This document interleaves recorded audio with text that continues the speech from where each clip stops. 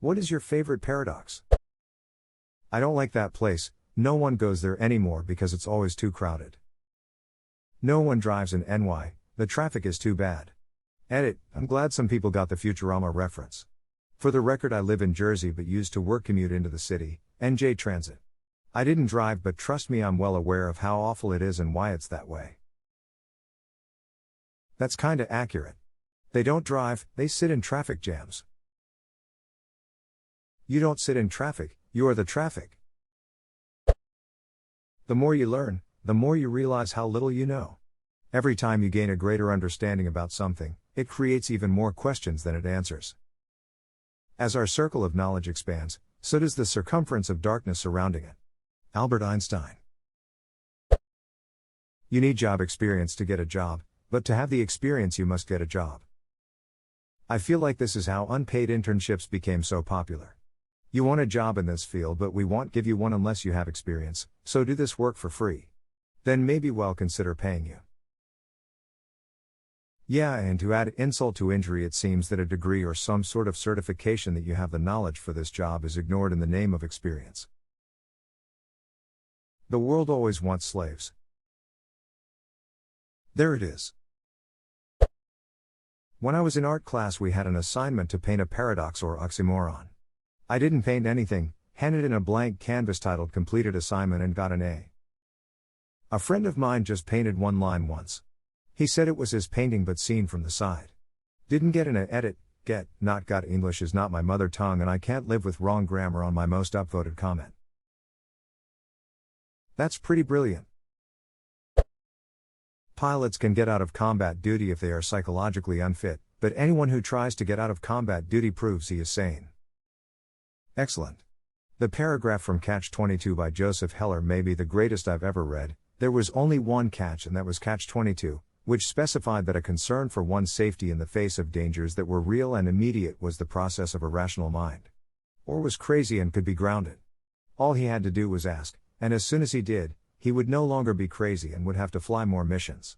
Or would be crazy to fly more missions and sane if he didn't, but if he was sane he had to fly them. If he flew them he was crazy and didn't have to, but if he didn't want to he was sane and had to.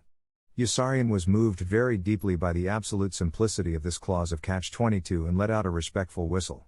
That's some catch, that Catch-22, he observed. It's the best there is, Doc Danica agreed. Joseph Heller, Catch-22, Catch-22, number 1. It's the only book to this day to make me audibly laugh out loud multiple times. Major always got me. This book and Hitchhiker's Guide to the Galaxy for me. If you make a New Year's resolution not to keep any New Year's resolutions, would you keep it? No. What is your New Year's resolution? To not talk about New Year's resolution. Gotcha. Burden's bridge. Due to the fact there is an obvious answer for those unfamiliar, it goes as such. Socrates wants to cross a river and comes to a bridge guarded by Plato. The two speak as follows, Plato, Socrates, if in the first proposition which you utter, you speak the truth, I will permit you to cross. But surely, if you speak falsely, I shall throw you into the water. Socrates, you will throw me into the water. #X200b, assuming it's a bridge near water and not that high, I would throw him into the water, fish him out, then let him pass. He'd be shivering on the way and I would say as he passes, that's what you get for being a smartass. Edit, my first silver, bear hugs, and rocket-like, thank you kind strangers. Edit 2, as pointed out by many people, this is like the Pinocchio paradox of Pinocchio saying my nose will grow. I also have an answer to that one to avoid the universe from ending from a paradoxical explosion. The nose grows then shrinks, even his body wants to spite smartasses. Edit 3, I got my first platinum, an excited award, another bear hug, and people who talk about Del Toro Quest in the thread, one of my favorite fantasy series. Thank you very much kind strangers. I just think a bridge guarded by Plato is really funny. Plato was his nickname. It means broad-shouldered. His real name was Aristocles.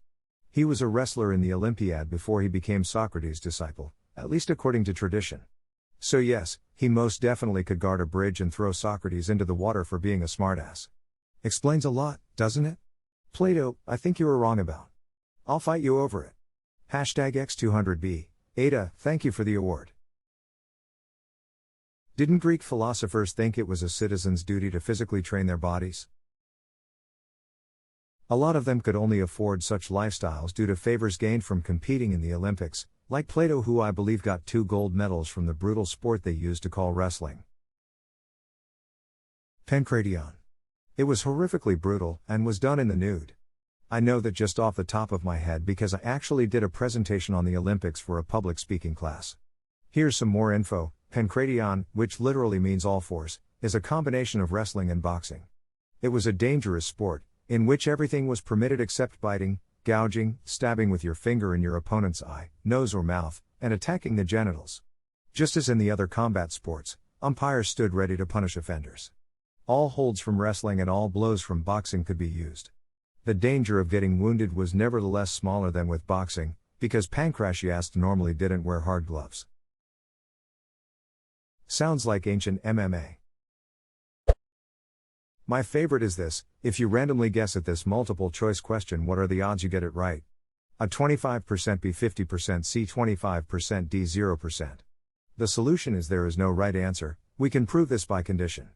Case 1, the right answer is 25%, well then you have a 50% chance of choosing 25, so then the right answer is not 25. Case 2, the right answer is 50%, well then you have a 25% chance of choosing 50, so that can't be right. Case 3, the right answer is 0%, well then you have a 25% chance of choosing that, so that's not right. So there is no right answer. Even though it feels like there should be. One of my high school math teachers added this as a bonus question at the end of one of the exams. What was the answer? One of my classmates wrote in E100% and got credit for it. Everyone else got nothing, but since was a bonus Q, it didn't hurt our grades.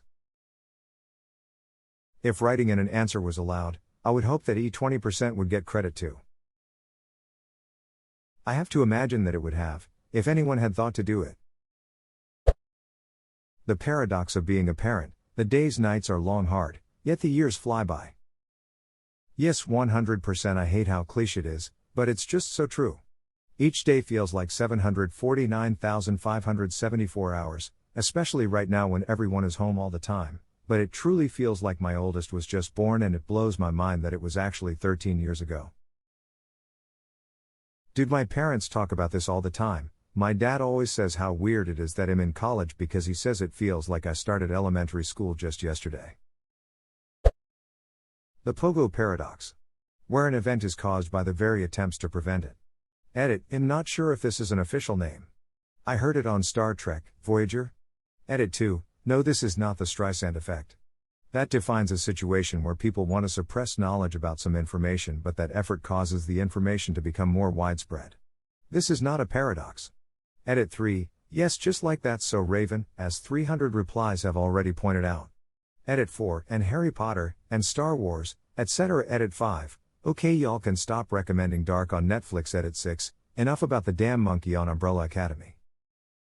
See Oedipus.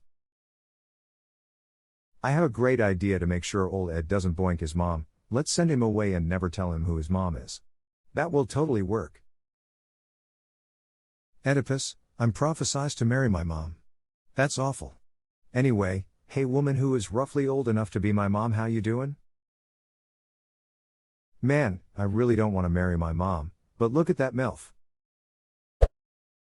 I've heard of one where some idiot went back in the past and accidentally got his grandpa killed.